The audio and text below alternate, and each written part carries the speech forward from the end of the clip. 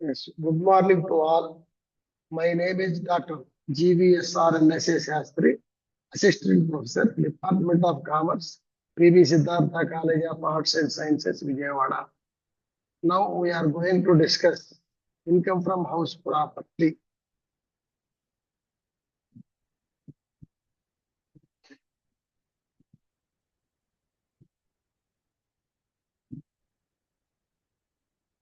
Income from house property. Uh, so topics to be covered in this lesson. One, basis of charge. Second one is exempted income from house property, types of rents, determination of annual value, deductions under section 24. Next. The basis of charge for income from house property are there should be building and the land apportioned thereto. SSE must be the owner of the property and it should not be used its own business or profession by owner. So, for want of ascertaining income from house property, income around annual value. This annual value is based on different types of rents. So, under this, rents are categorized into four. One is municipal rental value. Second one is fair rental value. Third one is actual rental value. Fourth one is standard rental value. So municipal rental value means the value fixed by the municipal authority. Fair rental value means rent of similar house in similar locality. Standard rental value means rent under Rent Control Act. The actual rental value means actual rent received by the tenant. Next. So deemed incomes from house property are one, agricultural house property. Income from such house property which is situated on or in the immediate vicinity of agricultural land, which is used for agricultural purposes by the cultivator. Second one is house property held by charitable purposes. Any income from house property held for charitable or religious purpose. For example, rent from shops owned by a temple. Third one is self-occupied vacant house. In case any SSC keeps one of his own houses reserved for self-occupation, but it is vacant because of his living in rented house due to employment profession. Next, fourth one is house used for own business or profession. Any house which is used for own business or profession is exempted under this act. Fifth one, property held by a registered trade union. Income from house property earned by a registered trade union is exempted from tax.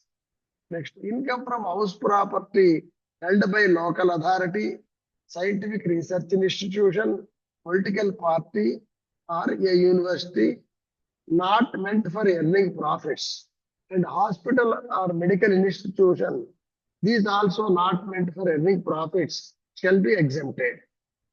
One house property owned by a former ruler of Indian states, that is ex-rulers of Indian states, owning by many palaces, but only one palace according to their option shall be treated as self-occupied house and it is exempted. Two self-occupied houses. In case SSC owns two residential houses, the net annual value of the same, that is two houses, shall be taken as nil.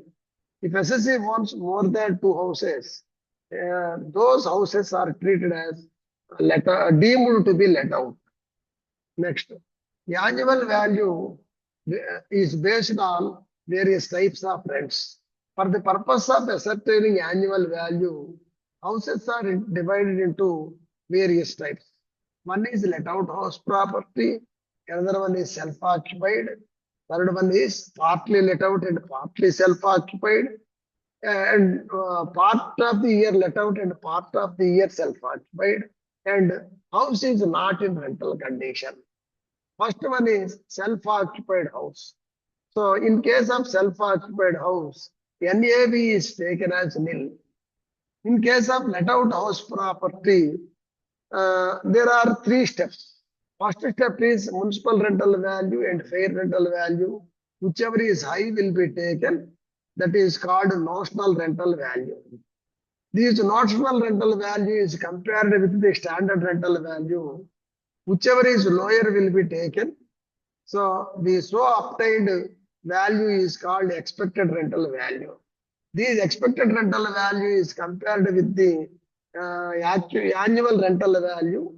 Whichever is high will be taken. So while comparing actual rental value with the expected rental value, unrealized rent is deducted. Then only we compare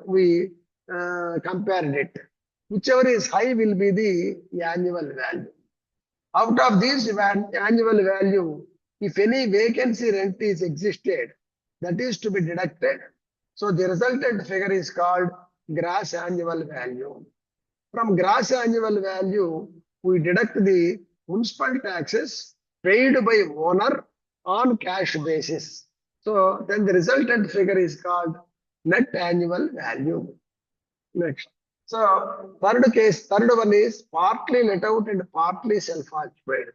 That is, for example, 40% let out, 60% self-occupied, or 50% let out and 50% self-occupied. Or house is given for four options. That is 25% let out for residents, 25% let out for business, 25% self-occupied for residents, 25% self-occupied for business. In this particular case, assume that the house consists of different units. Treatment will be given by earlier method. Part of the year let out and part of the year self-occupied. So year consists of 12 months. If house, some part is self-occupied and some part of the year is let out, that is what we call part of the year let out and part of the year self-occupied. For example, 6 months let out, 6 months self-occupied, or 7 months let out, or 5 months self-occupied, so on. So in this case, the annual value is computed. The house is totally let out, let out for the total year, for example. So there is no benefit for self-occupancy. Under this, we take municipal rental value for full year, fair rental value for full year, next to standard rent for full year. The actual rent will be taken for the let out period only. Next, fifth one is house is not in rental condition. In such case, the annual value is taken as nil. So from net annual value, we claim deductions under section 24. For claiming deductions, incomes, houses are divided into two categories. One is let out house property and another one is self-occupied house property. So from NAV, we claim only two deductions, that is standard deduction and another one is interest on loan. Standard deduction in case of let out house property, 30% of NAV. In the problem, if there is fire insurance premium, ground rent, legal charges, or annual charge. So if anything is given, repairs, anything is given in the problem, that will come under 30% of NAV. This is allowed only for let out house property. The standard, there is no standard rent for self-occupied property. Next one is interest on loan. Interest on loan taken for repairs or for acquisition, construction and renovation. This is fully allowed to the let out property. There is no limit at all. Whereas in case of self-occupied house, if loan is taken for repairs, that is restricted to 30,000 per annum, including 1/5 of PCI.